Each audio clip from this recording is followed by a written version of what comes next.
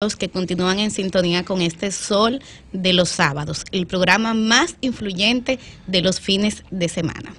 Y bueno, hoy yo quiero aprovechar mi turno al micrófono para seguir reflexionando desde mi condición de ciudadana común, que es lo que soy, interesada por demás en la institucionalidad de nuestro país. Y precisamente por esa institucionalidad le he continuado esta semana dando seguimiento fiel a lo que pasó la semana antepasada en el Consejo Nacional de la Magistratura. Porque quienes entendemos que en algún momento aquí tendremos que contar con un poder judicial independiente y que sirva de soporte y garante de los derechos humanos de la ciudadanía común, entendemos que todo lo que pase ahí es trascendente y es clave. Y precisamente esta semana vi cómo el pleito o el MASH fue evolucionando hacia el ámbito jurídico. Y noté que ahora se ha concentrado la atención en un debate de si se violó o no el reglamento, de si se violó o no la Constitución y de si se violó o no la ley. Y aunque yo no soy abogada, he venido reforzada por un interesantísimo artículo que publicó hoy el jurista Francisco Álvarez, conocido cariñosamente como Pancho, y quien en varias ocasiones ha usado su conocimiento jurídico para defender la cosa pública. Ustedes recordarán que fue abogado en el caso Baninter y que además está librando ahora mismo la defensa de la DGI en el caso de la familia Trébol. Dice, muy buen caso. El artículo que se titula Violación en el Consejo Nacional de la Magistratura está publicado en el día de hoy, esta misma madrugada, por el periódico digital Acento, y señala que sí, que la mayoría de los juristas está conteste en lo que se le hizo a la magistrada Miriam Germán en el Consejo Nacional de la Magistratura constituyó violación, primero a la Constitución de la República, después a la Ley Orgánica del Consejo Nacional de la Magistratura y además a dos de sus reglamentos, el Reglamento 1-17 y el Reglamento 1-19. La primera violación tiene que ver con el tema de las objeciones, que se ha discutido mucho, que si se podían presentar o no objeciones. Pancho en su artículo dice que sí, que de hecho el artículo 26 del reglamento 1-17 establece que se puede someter cualquier objeción que puede venir de una persona o de una institución. Sin embargo, señala que las mismas, y eso lo hace en su párrafo 1, nunca pueden ser anónimas, sino que deben contener siempre los datos de quienes la formulan. Entonces, dice él, no se puede alegar que en el reglamento 1-19 no establece la condición de anonimato porque, y aquí lo cito textualmente, él explica que para cualquier asunto no previsto en el reglamento 1-19 se guían por el reglamento 1-17, donde, reitero, establece que las objeciones nunca pueden ser anónimas. Entonces, ¿qué era lo que procedía en ese caso? Y él también lo dice, reconocer que lo que se debió hacer, y aquí entro en otra observación importante que él hace, y lo digo porque otro cuestionamiento que se está haciendo es si el procurador, en su condición de Ministerio Público, tenía o no que preservar la condición de anonimato de esas cartas. Y él explica, lo primero que hay que reconocer es que el procurador, primero que la magistrada Miriam Germán no está siendo objeto de ninguna investigación, ya no estaba haciendo de manera oficial, sabemos que de manera extraoficial sí, no estaba siendo investigada. Por lo tanto, no aplican los artículos 78.7 y 94.10 del Estatuto del Ministerio Público que le prohíben divulgar datos. Eso es lo primero. Pero en segundo lugar, explica que tampoco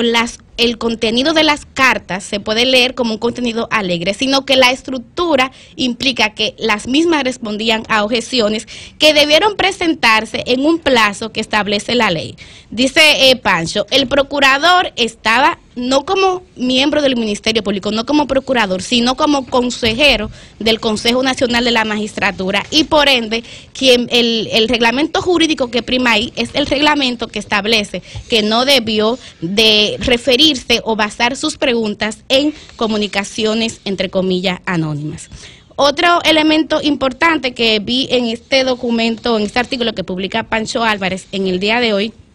es lo que se refiere a la debida defensa y al debido proceso. Él explica que no se respetó el artículo 4 del reglamento, que dispone que cualquier interesado podrá depositar dentro de los 7 días a la publicación una objeción, pero que también la persona que vaya a ser entrevistada tiene justamente también 7 días para defenderse, y ese fue otro de los elementos jurídicos que se violó y que por ende afectó el derecho a la debida defensa de la magistrada Miriam Germán. Y aquí hago una aclaración importante porque también se ha cuestionado y se ha dicho que si es que acaso entonces no se podía someter a doña Miriam a preguntas, a cuestionantes, y de manera textual dice Pancho Álvarez que no se trata de eso, sino que lo que se trata es de que se le ha vulnerado el derecho tanto a la defensa, que está garantizado en el artículo 69.4 de la Constitución Dominicana, como también el derecho a que se cumpla la formalidad de cada juicio, que está en el artículo 69-7. Entonces, estimados oyentes y oyentas del Sol de los Sábados, reiteramos que no es que no se pueda preguntar ni cuestionar en el marco de ese proceso, que repito, es un proceso trascendental para la institucionalidad de República Dominicana, sino que no se puede hacer violando la Constitución, violando los reglamentos del Consejo Nacional de la Magistratura y violando además elementos fundamentales del proceso, como son este tema de la defensa que le estaba explicando. Y además esos cuestionamientos no se pueden basar nunca en objeciones anónimas ni en supuestas pruebas aportadas por terceros que no estén fiscalizadas por el Consejo y que no hayan sido